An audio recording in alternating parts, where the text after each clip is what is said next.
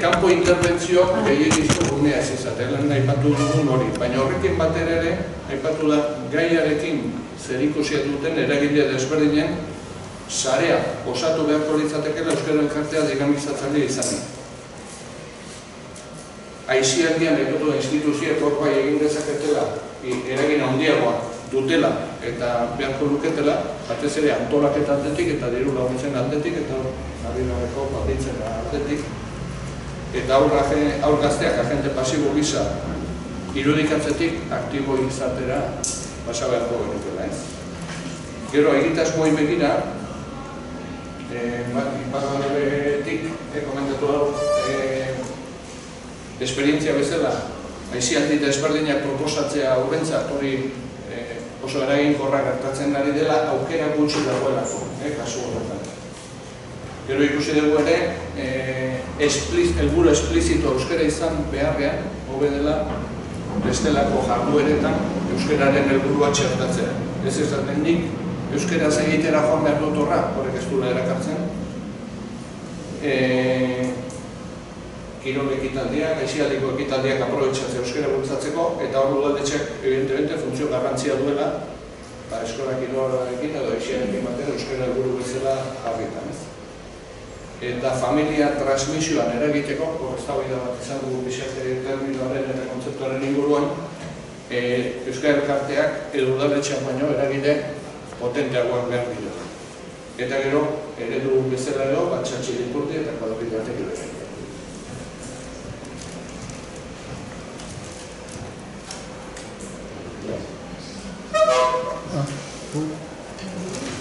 Bueno, gu gazte taldea gara, garbi dago. Kosta zaigu kokatzia, baina, bueno, orduan pixkat enuntziatibok izaltu egingo ez, eta gazte bezala jarriko naiz. Eta eskigu gustatzen bulegotatik diseinatzen dian planak, nahi dugu gurekin egotia, gu entzutia, itzegin dezatela gurekin, gu eragilea gara, baina ez dugu baztertzen ez da ere gu baino zahartxeagoak diranak, gazte izan da ere, 14 urte euskagu, baina 16 urtekoak ere onartzitu, dinamiketan.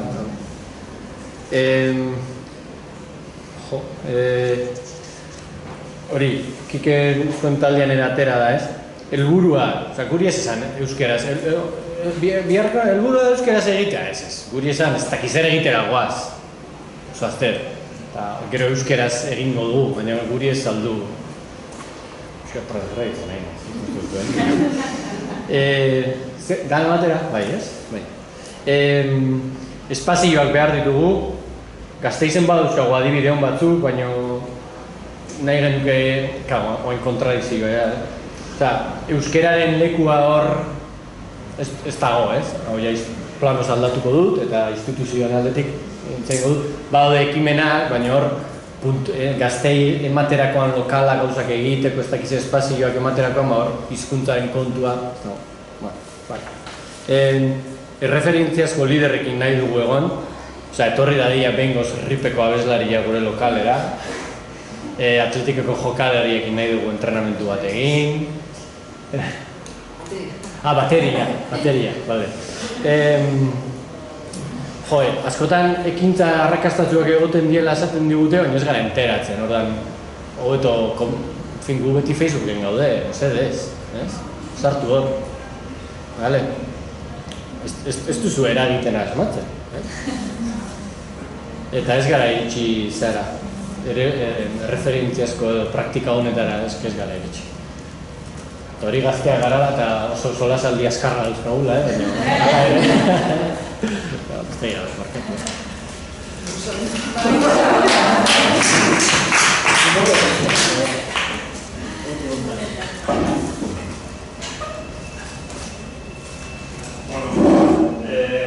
Gu ikastetxeak, herriko ikastetxeak, eta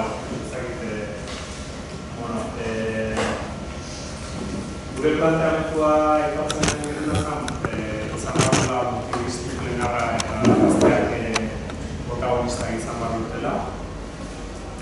Komentatzen egon ikaragarria dela zer antzun gona duten gazteek aldetzen ditugunen. hori baliatu marko dukela. Impresioa dugu ikastetxeen aldetik edo duen aldetik kontzientzian ere erlaxatu garela eta goizean ere aipatu da hizkuntza egoera sozialari buruz eta hausnarketa oso gutxi duela haur, nerabe edo gazteekin.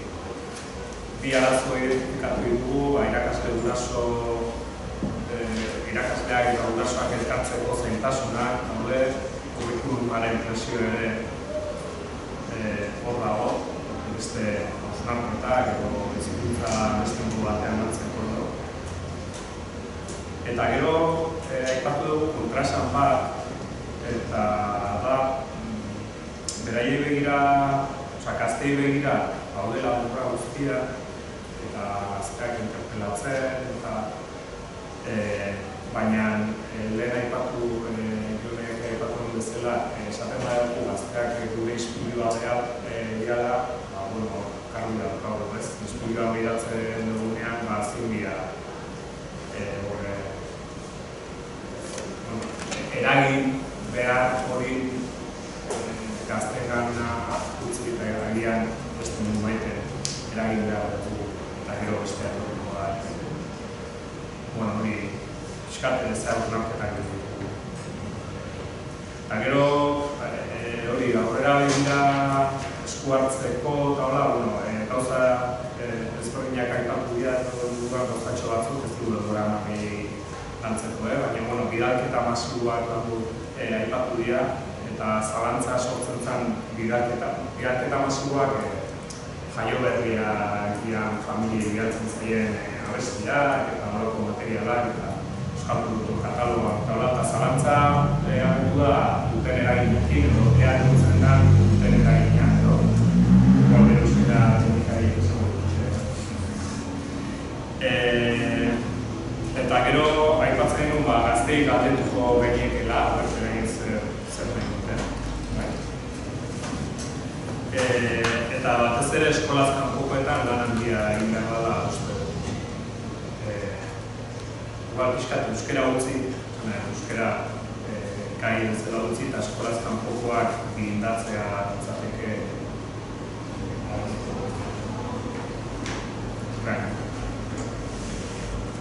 Bale, nik ebeneko asuntu horri hartzea, baina ez dakit nagoen segidan zuten desastra bana sakuntak hartzen.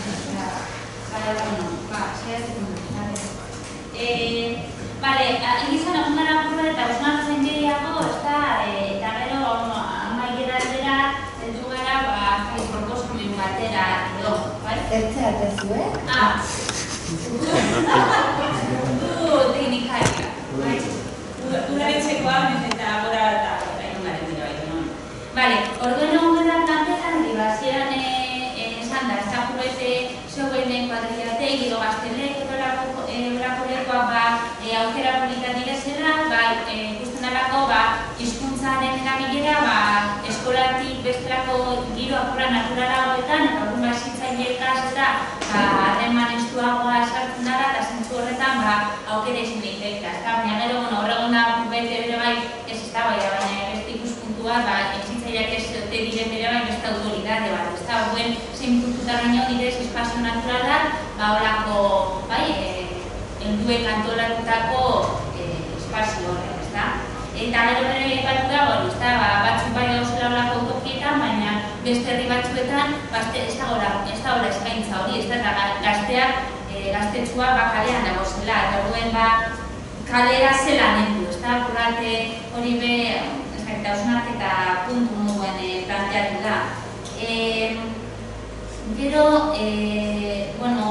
bai aipatu da bere bai, hausnarketa moduan ez da, gaur egungo gazte gehienak euskaldunak izen da, euskaldunak izen da zelan, ondina beba dago zen, aizialdeko jarduera asko gazteleraz burutzen direnak, ez da, horregon berko litzakela, horrako apustu bat, eta esan euskeraz ingo dugu, ume eta gaztei zuzendutako ekintza guztiak, ez da, eta horre beste arazo bat, ez da, eta hain zuzen beda, eziazko ekintza askotan, voluntariotza asko dagoela, eta orduen menditalde baten, burrekidaritza ez dagoen hori euskal hiztuna espada, zer egingo txago esanez, zure lan ez dugura eta mesedez kendu zaitez, eta nor jarriko arreneko. Ez apur bat, hori be, voluntario kontu horret akarsan, aukera, baina hizkuntzari begira, eta euskarari begira, apur bat gablezio, ezta? Eta gero jaurrete plangintzari begirata, argi ikusi dugu, bai behar dela plangintza urbaniko makro bat, hain zuzen bere bai gaztentzako referentzia direzen esparru horret euskaldutzeko, horra gartu da ez da, futbolaren kasua, kirolaren kasua, eta zelan hori bari inbarkoltzakera adizari agertu da, bost klubak ez da, atleti erreala, hor jarri, benetan euskara trebatzaileak, eta hor lortu daitela, bost urteko epean adibidez, entrenamentuak eta euskaraz burutzea, ez da? Eta gara aurrak izan gara biziosoak, edo niego izan esan biziosoak, eta aurre planteago dugu, eta gero garatu dugu, zelan indala hamarkada batzuk, apostua izan zen, eta apostu oso indartzua izan zen, eusko jaurlaritzatik bai, irakasleak euskalduntzeko, eta horre izan ditzelezko apostua autonomia erkide guztian. Eta ia ez ditzateke momentua, apur bat hizkuntza politikaren indar gehiengoa aiziazko esparru horretan jartera, hain zuzen bere gazteetara bideratutako, eskolaz kanpoko jarduera horretara bideratzea, horregun gara pentsetan zelan izan kontzateken posible, ez da, bastakita bidez hartu, imaginezu, lehengo batxiro laugarren debatzeko gazteak, eta laugarren debatzeko gazte horre jakindanien, laugarren debatzen direzenean, sortuko da laurako erkidego guztian,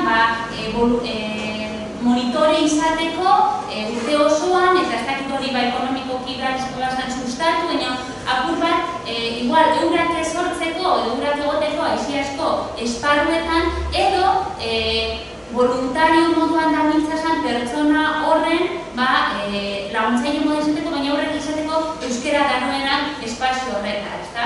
Eta bere horra gartu da nire importante izan da gazteen inguran gauzera berbetan, eta gaztei galdetu errekura, baina gaztei galdetu baino gehiago gazteak bideratu beharko leukiela ekintza guztia, ezta? Azkenean gazteen inguran berbetan da, baina beti heldu okiten dugu gazteen inguran. Orduen apurret, ahotza gazte itzi eta ekintza ere gazte itzi. Ez dakit, horako zozen, Orduan da, Jon Enbirenek eta Paulak entzundako hortzatik zer bota duzuen faltan, zer soberan edo zer bat izan duz.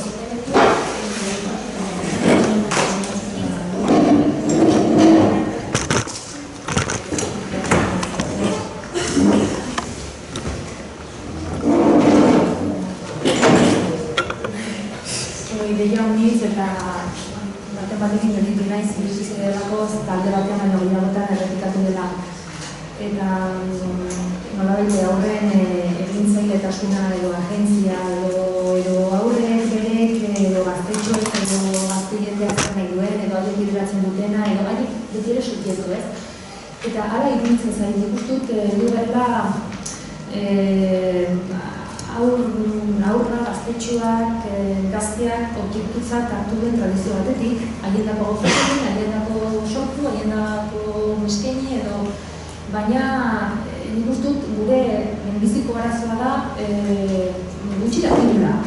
Hau da, ez garela jisten, eta hau erantzuen Mirene ikasle baten hori zen ez garela jisten aurren mailara, ez? Ez garela jartzen haien maila berean eta mundu ikusi hortik. Hau da, ez dakigu nola aurren artean adibidez ezartzen den gaztelania edo euskara taldeko hizkuntzatzat.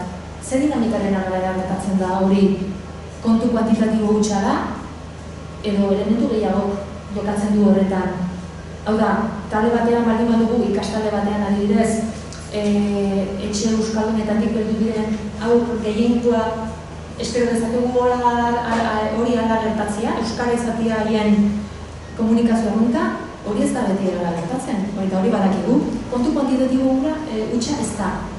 Baina zeren araberakoa den, guti dakigu lidergoaren teoriak zer dioen aurren talde naturalean gertatzen den hizkuntz dinamika horien artean. zakigu ia deus horren inguruan. Eta behin talde batean, aur talde batean, hizkuntza bat, harreman hizkuntzatzat ezarri baldin bada, hori alda daiteke, hori nola alda daiteke.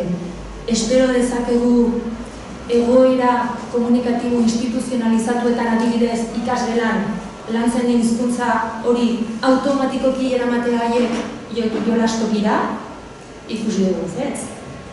Hori espero ginuen agian, 30 urte. Nolabait aurre iritzi hori genuen, hori ala gertatuko da. Nolabait mekanikoki ala gertatuko da. Euskara da ikasgeletako hizkuntza, orduan aterako dira eta euskaraz egiten segitu dute. Baina komunikazio ikuspegi batetik ikusita, ikasgelan gertatzen den komunikazioak ez du zer ikustekorik ikasgelatik kanpo gertatzen denarekin. Eta hori ere badakigu. Eta badakigu hori automatiko izatea esperatzerik ez dagoela.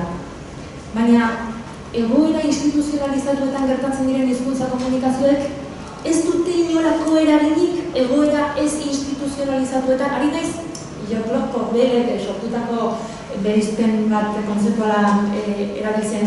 Komunikazio jarduera instituzionalizatua izanen litzateke aldez aurretik hizkuntza ezarrita duen hizkuntza komunikazio egoera hori adibidez ikasgela. Eta ez instituzionalizatua izanen litzateke hizkuntza aldez aurretik ezarrita zuen bat, adibidez plazan jolas librea izan liteke.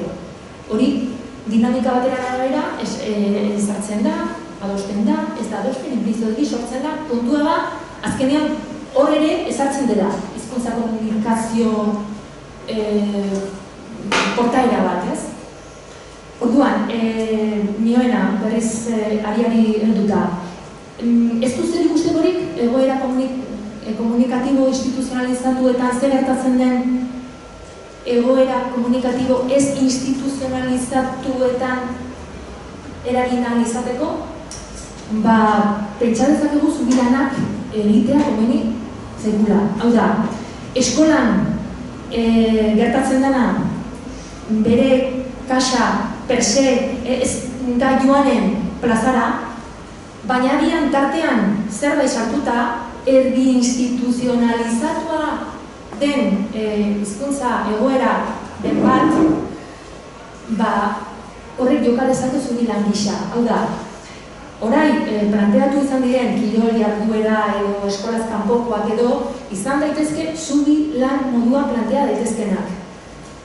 Eta horiek nire idurikoz arrakastatu izateko bi baldintza bete beharko lirateke. Alde batetik, duten izaera instituzionalizatua lausotzea pixka bat, aurrak ez dezala sentitu hemen hizkuntza sartzen ari dira, hemen hizkuntza ezartzen ari dira, hemen hizkuntza aldez aurretik ezarrita dago, eta pixka bat fikzioa sortu, hizkuntza sortu da, eta dinamikan edo gure artean, hizkuntza honetan haitzen gara, erabaki dugulako, nahi dugulako, hori sentiaraztea. Orduan, lausotu edo arindu beharko litzateke izaera instituzionalizatu hori, hori horrela izateko funtsezkoa da hor entrenatzaile, monitore, behatzaile edo ezitzaile edo dena delako aritzen den horrek ze prestakuntza duen hori egiteko. Hizkuntza dinamizazioan trebatu behar ditugu horrelako agenteak. Eta bai, izan daiteke, jarduera horren helburua, irristaketa, futbola, eskulana, antzerkia edo dena delako, edozein gauza. Edo multikirola, edozein jarduera. Eta hori bai, izanen da hori gantzea edo horretaz aritzea izanen da buru bat, betzen buru bat, ez garrantzi gutxikoa, izanen litzateke horretan egiten den hizkuntzinalizazioa. Hau da, aur gaztetxo horien hizkuntza portaerak aldatzaldera, eta horretarako ezin da pentsatu hori edonork inolako prestakuntzari gabe egin dezakela ongi. Ez, jakin behar dira ze estrategia erabili, nola sustatu hizkuntzaren erabilera aurren artean, zer egin aurren erdarazko formulazio, euskarazko formulazio eskasen aintzinean, nola egin dezaken lan eredugarria, birformulazio edo dena delako hizkuntzaren identikan erabiltzen diren teknikak aplika daitezke. Hau da, bi elementu horiek denetan eskolaren eta plazaren artean transferentzia bat egon ahal izateko benetako baldintzak. Izaera instituzionalizatzea lausotzea, instituzionalizatua lausotzea, eta gero hortan aritzen direnen prestakuntza, hizkuntza dinamizatzen aldetik. Eta hori dira. Lagur. Pizka bat, Paunak pizka bat horre adilean, edo egingo beretik. Nik uste dut orain arte, eta horren eta gutxiko egon zen teknologatu ezkeneko eta martetan soziolinguistikako aldaketak eta horren biduan, nik esako duken gauza asko egin dela horren arte, eta zerbait lortu badegu, gara nolabait ezagupena nintzea. Esan dezakegu agian transmisioaren paradigmak hori ekarri dugula. Ezagupena, argi dago, handitu dela. Esartu gabe, zenolako ezagupena, asko gutxi, kalidadea tipo ezagupena handitu da. Nik uste erronka, etorkizunari begira, eta segurazki paradigma berri baten indotik izan behar du, nik ez dakite eskun sozializazioarena edo izan izteten, izan daiteke baina paradigma berri bat behar da, ezagupen hori aktibatzeko. Zen, gure haur gazteak euskalduna dira. Baina, ez dugu lortu aktibatzea bere gana duten hizkuntzari. Nahiko harrigarria da, nola zenbatoko pasatzen diren gela barruan, euskaraz idazten, entzuten, hitz egiten, gutxiago, gehiago, dena delakoa, baina gero nola kalean ematen du hizkuntza euskara kasu honetan ezabatu dela. Memoriatik edo ezagutik. Nik uste ez dugula, eta horretarako segurazki paradigma berri bat behar dugu paradigma berri bat ulertzeko zergatik gertatzen da hori, eta nundikan abordatu ez realidad hori, baina nik uste erronka dela aktibatzea zen berez badute hor ere, kontuan hartu behar dugu bere garatze horretan, edo ikaste horretan, badaudela errealidade soziolinguistiko desberdinak, hori maila desberdinak, testuinguru desberdinak, errealidade desberdinak, aniztasuna dagoela, gure hiztunak dira berez oso anitzak, gaur egun, niretzako hori positiboa da, zen hori irabazi dugu, irabazi behar denun eta irabazi dugu kostu horrekin, horat ezateko, aniztasuna da, daukaguna. Falta seguran ikuste dut dela, hori aktibatzea. Eta jendeak ere, umeak gazteak behar dituzte tresnak. Bakoitza bere mailan daukan hori, daukan euskera, zeren berez ja bere ganatu du. Baina tresnak behar dituzte horrekin zerbait egiteko. Bakoitza bere moduan, bere mailan, bere gusto, bere nahi, bere goeraren arabera. Eta erronkanik esango nuke dagoela eta horretarako segurazki paradigma berri bat behar dugu eta hainbat gauza ere planteatu. Bueno, eskerrik asko, Hirukote. Eta horren ja Belenen txanda da. Hau izan da pixat, espresa.